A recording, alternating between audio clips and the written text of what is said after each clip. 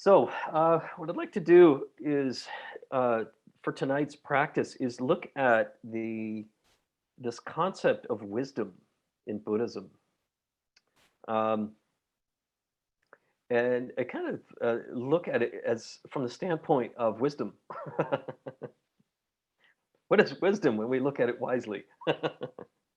Anyway, um, we hear about this in Buddhism all the time, right? Wisdom is this term, it's ever present. It's something that is just constantly sort of being talked about. Prajna is the Sanskrit term. Panya is the Pali term for wisdom. And often wisdom is accompanied by this other concept, compassion, right? Wisdom and compassion in everything, in all things that we aspire to do and in our practice. So, but what does it mean? What is wisdom in this context and in the context of our meditation practice? Does anyone have any ideas about what wisdom might be? Let's take a survey and say what from sort of from a practice standpoint, how might we sort of discuss wisdom? Any takers here?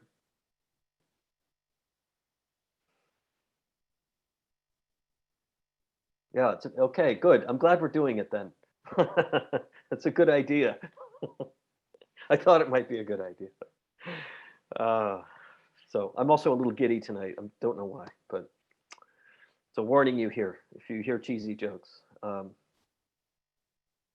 So what I'm going to do is screen share the Manjushri mantra. Those of you who know our group Sadigata, we play a song, and Jim and John are here on the call, part of the band. We play a song called Jaya Manjushri mantra, and it's a very energetic, kind of up tempo song. And yet, what on earth does this mean? And I think this is a good way to enter into this kind of concept of wisdom as Manjushri, who is the deity, the being that embodies clear, sharp wisdom. And often he's seen with a sword above him, and he's not usually very violent, unless he's in his wrathful form, which shows up as other deities, Vajrapani, Mahakala, and so on. And in the Hindu tradition, you see other forms of this very, very sharp, um, very fierce form of wisdom that is also supposedly imbued with compassion. So it's this ferocity to clear wisdom that can't be challenged, that is also imbued with the right motivation, and that is the motivation to alleviate suffering. So the two are not inseparable, but they are actually the same ultimately. Um, but when we think about Manjushri as an embodiment of that clear, sort of very strong, pristine form of awareness that we all have, so in the Vajrayana tradition that I've largely practiced and trained in, deities are seen to be emanations of our own qualities, that these are qualities that we embody. We have them at the essence of who we are. It's just allowing, cultivating ourselves to realize these qualities within our moment to moment existence. So, um, anyway, that's the Vajrayana view. And so, cultivating the spirit of Manjushri is really sort of awakening that quality within ourselves for clear wisdom. So I'm going to screen share the chant, the Manjushri mantra, and we we'll look at it from that standpoint. Let's see if I can find it here. This is my chaplaincy syllabus. Sorry, not that. There we go.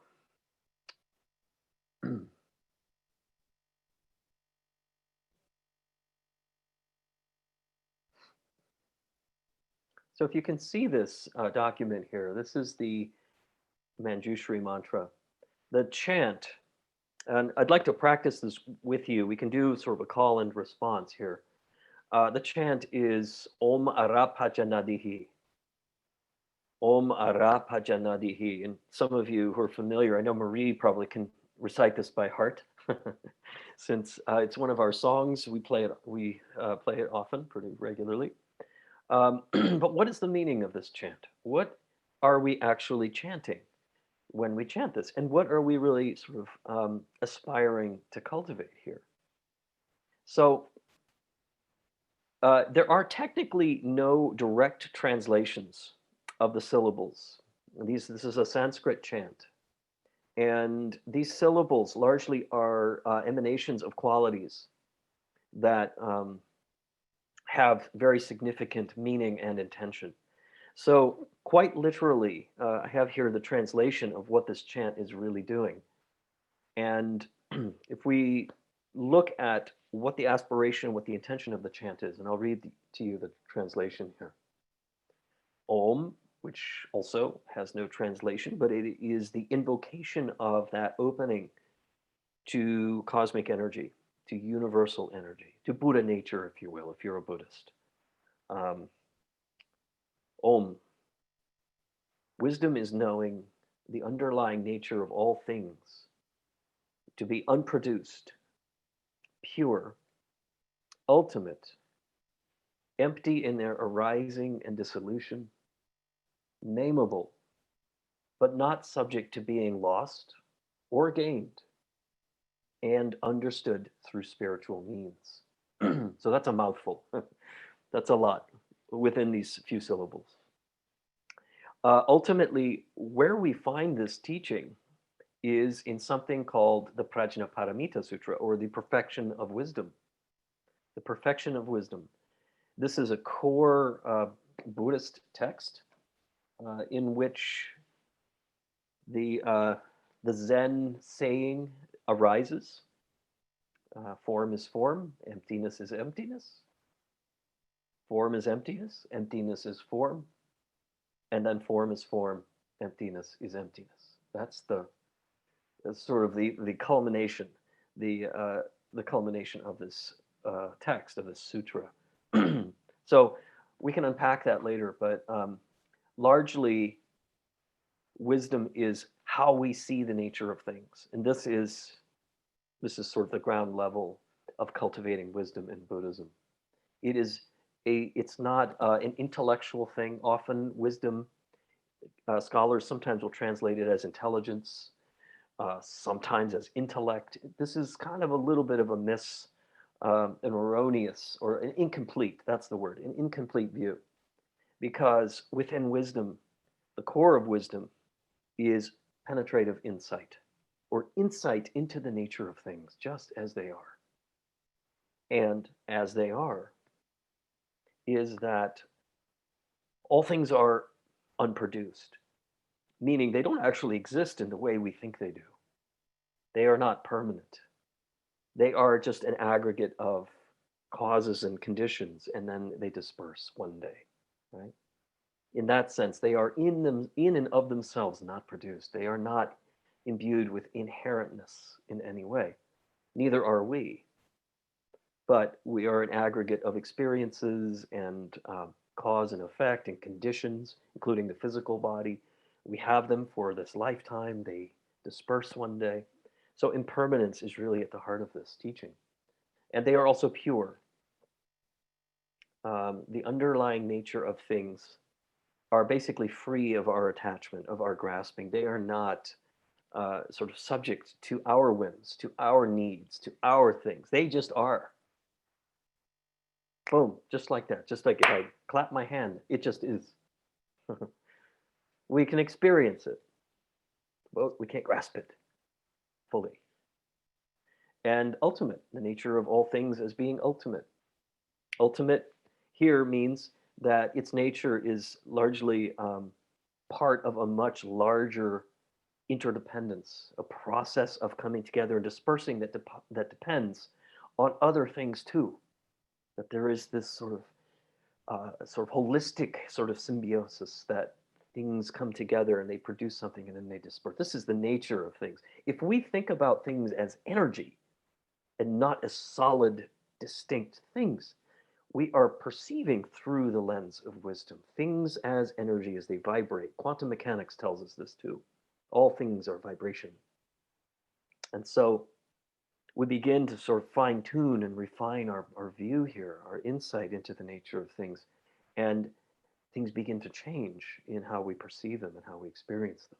rather than seeing things as fixed entities that are permanent and have inherent nature. Right? Doesn't mean they don't exist. It just means they're not quite what we think, including ourselves. They are empty in their arising and dissolution. So we may think that a thing in and of itself is created somehow um, by an essence, but ultimately there are causes and conditions that led to it. So, for example, this wonderful book on Rilke that I have, there was a lot of work that went into putting this together, but there is no bookness that caused this to arise on its own. Again, causes came together, produced this. The dissolution of this book one day will happen, and those conditions disperse. And things are nameable. So we can call things, I can call this a book, right? I can say this is a book of incredible poems by Rilke. Actually, the German is on the left side, the English is on the right. So I can, and I read German, so I can read both sides, and it's pretty cool. So I can see that it has characteristics. I can name it in those ways. And yet it is not subject to being lost or gained on its own. I can lament losing this book if something happens to it. I can gain it and appreciate it. Those are my experiences, but it's not part of the book. It's just my relationship to it here. And therefore, I can understand the nature of all things through spiritual means. Ultimately, I can see them as part of this broader interdependence, this cause and effect, this sense of subtlety to gross and then back into subtlety. I can see things more as energy and I can see them intertwining. I can also appreciate things deeply while they're here without needing to cling, even to myself in that way, even to myself. And ultimately, this is an ideal to practice non attachment even to self. This is what emptiness means for us. I don't exist according to my identifications, but I exist more in an open, this spacious, boundless openness. This is the nature of my mind. This thing that the Buddha called continuous mindfulness. Ultimately, that is the changeless.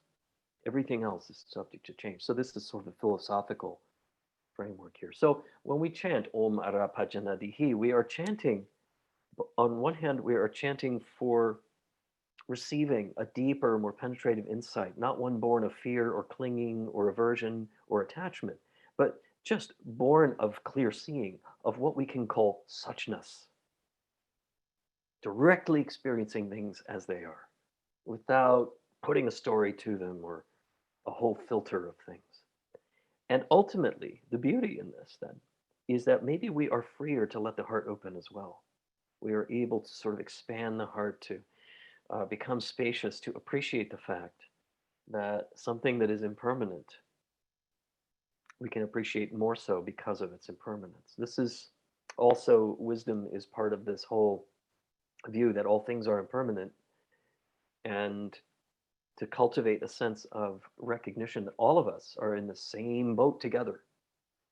What we want to be permanent will one day disperse, and what we don't want we think is permanent. So we get caught in this illusion of perception, when in fact the long arc shows us things are constantly in change.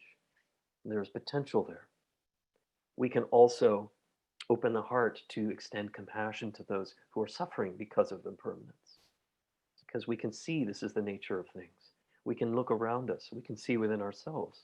There may be grieving, there may be sorrow for the loss of a dear friend, a person, or extend compassion to others who have lost someone or something close to them or something important.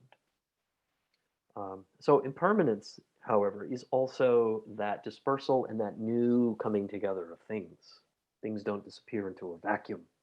They just end up changing and dispersing, and then new things come together. So there's always potential in it as well. And so wisdom is not just recognizing that things disappear, but that things actually come back together in a new way, that there was always opportunity, there was always a sense of newness, of freshness, of aliveness in this. And so this is what the Zen koan, form is form, emptiness is emptiness. The first two lines, form is form, means when I see a book, it's a book.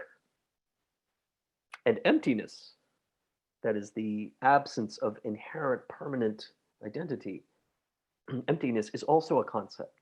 It is this, it is distinct. Form is emptiness. Aha.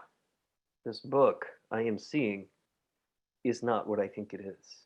It is subject to change. It is a product of causes and conditions, and it is impermanent. Hmm. Inherent.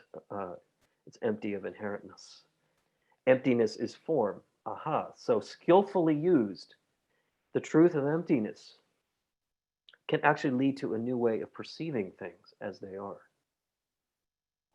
And then the final, we repeat the first two again. Form is form in a relative way. Emptiness is emptiness, and that is absolute. So our perception is different. This is the meaning of that koan. If you've ever come across that, a koan is like a question or a couple of sentences that a Zen master will give the student to contemplate. And ultimately, it's a futile endeavor because you can't answer it. Like, what is the sound of one hand clapping? That's a Zen koan. If a tree falls in the forest, no one is around to hear it. Does it make a sound? You can see, how do I answer this question, right? The intellect is trying to figure it out. And that's the wrong answer. What you do answer, if any of you end up in this situation, the right answer is what you do know, immediately direct experience of that moment. So you may comment on the master's robes being maroon colored or saffron, or I hear a teapot. It's like that's what you can know.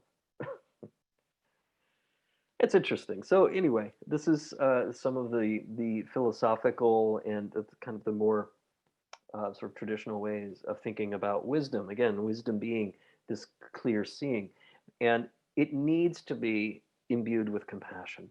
Compassion is part of it. Without compassion, it's not really wisdom. It's more of kind of a perception of some kind. But in Buddhism, and particularly in Mahayana Buddhism, compassion is a core feature of the mind that is in resting in wisdom. You can't help it. It just is there because all of the things that obscure compassion are gone through clear seeing, through right view. You see? Yeah. So this is the spirit. The spirit of this is, as we chant this mantra, we are chanting for clear seeing, for a sense that frees us. So it's really like a freeing of the mind rather than trying to sort of cage it in. It's quite the opposite. It's a mind that is open, ultimately open. Ultimately, that's what emptiness means. Complete and boundless openness rather than nothingness, which is mistranslated often. Um, complete openness. So as we chant this, and invite you to chant this with me, the spirit again is that of freedom and openness, a freedom of mind, a fluidity, a malleability of mind, and ultimately a sense of clarity, acuity of awareness itself, encountering that vibration, that clear, subtle vibration that is just pure awareness. It's a beautiful place to be. Beautiful place to be. And out of that place, the heart, no longer burdened, ideally, is free also. It's free to extend boundless love within that spaciousness of mind. And the two become one. Yeah. So, non-duality. This is what I'm talking about here. Wisdom is also um, this quality of non-dual awareness, meaning this versus that, this over and against that, good, bad, pleasure, pain, um, right, wrong, all of these things melt away. It's more perception, direct perception of things as they are. Cause and effect. That's another way to say it. So I'm going to read you, before we do this chant, actually, I'd like to read you a passage from one of my very first books in Tibetan Buddhism, um, and to this day is one of my favorite sort of go-tos by Lama Yeshe. It's called Introduction to Tantra, A Vision of Totality. Very influential for me. And let's see, where was I going to read from here? This is about clarity and non-duality.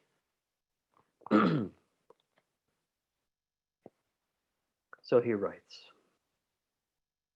by contemplating our stream of consciousness in meditation, we can be led naturally to this spacious experience of non-duality. As we observe our thoughts carefully, we will notice that they arise, abide, and then disappear by themselves. There is no need to expel thoughts from our mind forcefully. Just as each thought arises from the clear nature of our mind, so too does it naturally dissolve back into this clear nature. When thoughts eventually dissolve in this way, we should keep our mind concentrated on the resulting clarity as undistractedly as we can. Why is it so important to contemplate the clarity of our consciousness in this way? Because, as we have seen again and again, the source of all of our happiness and suffering, the root of both the pains of samsara and the bliss of nirvana, is the mind. And within the mind, it is our habitual view, our ignorant, insecure ego grasping, that holds on to the hallucination of concrete self-existence as if it were reality. The way to break the spell of this hallucination is to see the illusory nature of things and recognize that all phenomena are nothing but fleeting appearances, arising in the clear space of our own mind. Thus, the more we contemplate the clarity of our own consciousness, the less we hold onto any appearance as being concrete and real. And therefore, the less we suffer.